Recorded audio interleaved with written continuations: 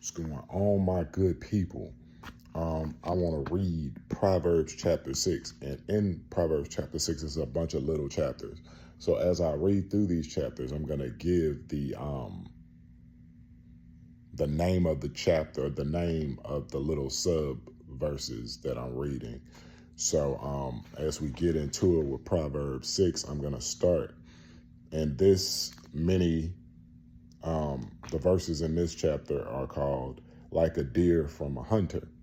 So I'm going to stop and tell you every little subtitle within chapter 6 just to keep you caught up.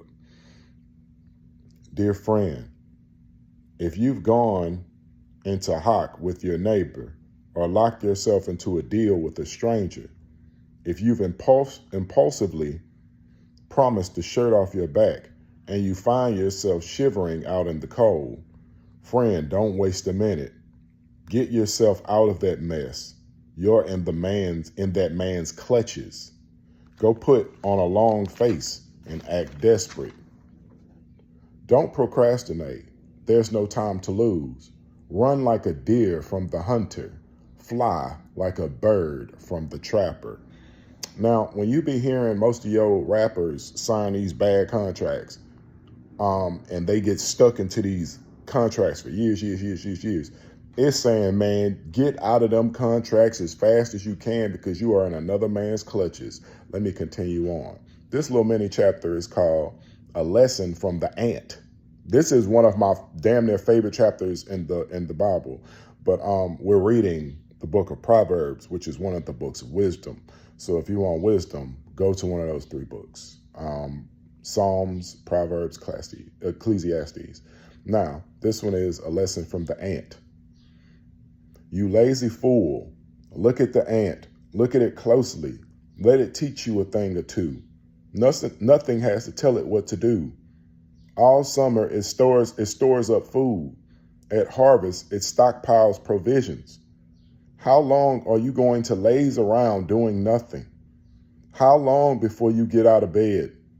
A nap here, a nap there, a day off here, a day off there. Sit back, take it easy. Do you know what comes next? Just this. You can look forward to a dirt poor life, poverty as your permanent house guest. So this little part of chapter 6 is called The Lesson of an Ant, man. It's just talking about you got to get up and work, dog.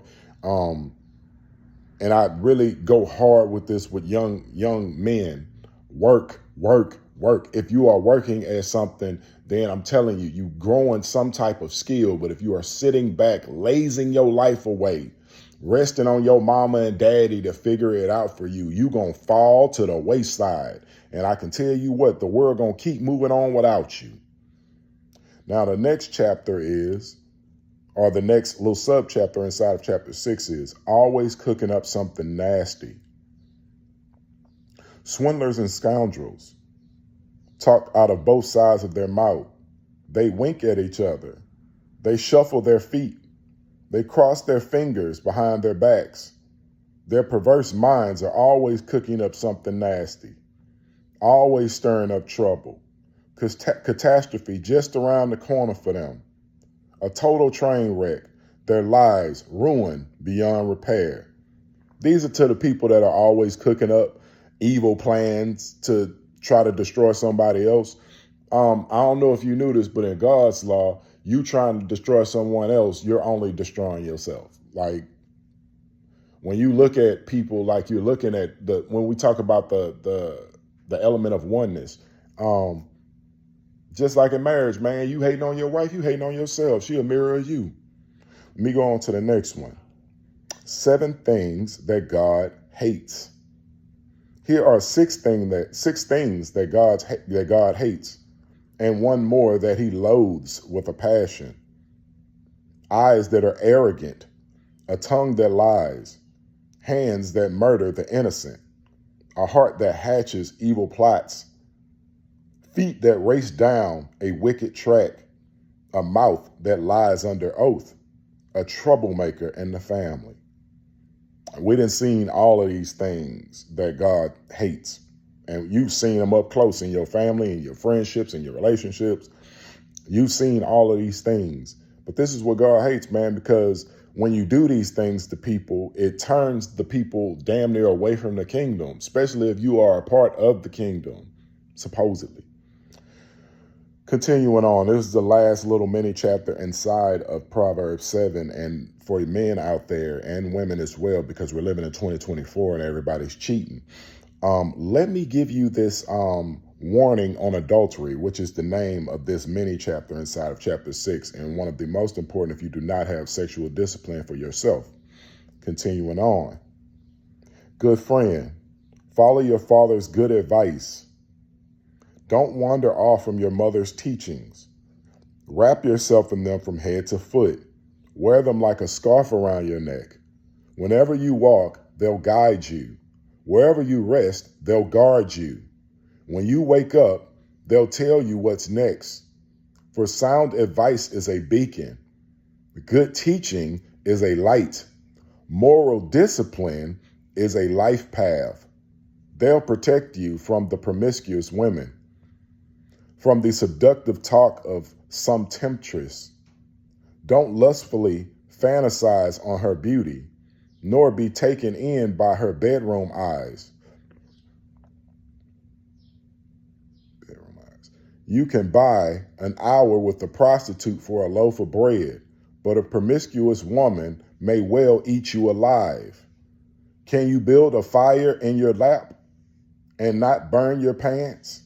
Can you walk barefoot on hot coals and not get blisters? It's the same when you have sex with your neighbor's wife. Touch her and you'll pay for it. No excuses. Hunger is no excuse for a thief to steal. When he's caught, he has to pay it back. Even if he is put in jail, even if he has to put his whole house in hock.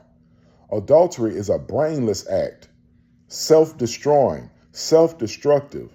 Expect a bloody nose, a black eye, and a reputation ruined for good.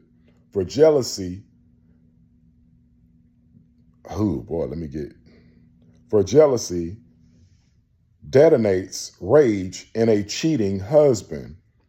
Wild for revenge, he won't make allowances. Nothing you say or pay will make it right. Neither bribes nor reason will satisfy him. So let me explain what this is saying, man. Me and my wife, we talk a lot, man, because my wife, she was cheating on her last marriage. And she talked about how she almost killed herself because he just wouldn't stop cheating on her. What is that word? Soul destroying. You know why it's soul destroying at the worst? Because of the betrayal. The betrayal gets you to start thinking about other things like, God damn, what was he saying about me to her? What were they doing? Was he doing the same thing sexually with me that he was doing with her? Like all these questions start coming. Did he have this woman in my bed? Did she have this man in my bed? Did he have this person around my children? All of these questions start coming in the betrayal.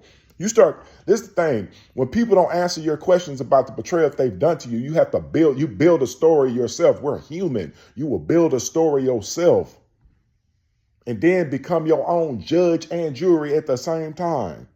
Adultery is serious. Let me run these words by you again.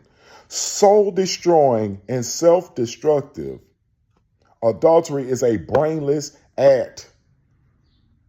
Like when somebody said, man, it just happened, I'd be like, man, it'd be a conversation that done happened. It'd been like y'all had to walk out the place together. Y'all had to come up with a place to do something.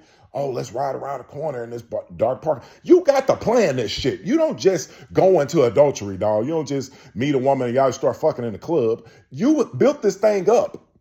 Y'all had to have some people have a lot of conversations on the phone. This is why COVID didn't go well for a lot of people, because a lot of cheating happens in the car.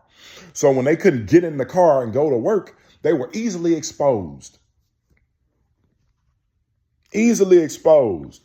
And now, not only are you exposed, you have now exposed your family, your wife and your child, or your husband and your child, because you have done a brainless act. You have exposed them. You be like, how have I exposed them? That's because now you got to split up the family. Sometimes the family gets split up because of someone's adultery. And now the kids got to see their parents. Oh, I got to see dad on the weekend now because mom couldn't keep her coochie in her pants. Oh, I got to see dad on the weekends now because dad couldn't keep his penis in his pants. If you are not ready for a relationship, do not go into one. Just be a single person, man. But when you go into a relationship, go into it with your full heart. Full heart, man. People are out here destroying people for foolishness. And especially in the black community. Let me run another little old thing by you. Black community. It's the same when you have sex with your neighbor's wife. Touch her and you'll pay for it. No excuses. Okay, let's say you have a community. Let's look at the whole community as a black community. So let's say the black community is a subdivision. And in that subdivision, you look across the way and you see that woman. You say, ooh, she fine. But she another man woman. And you take that woman and you have her. Well, you've just destroyed the community, because when that man finds out, you don't get the control.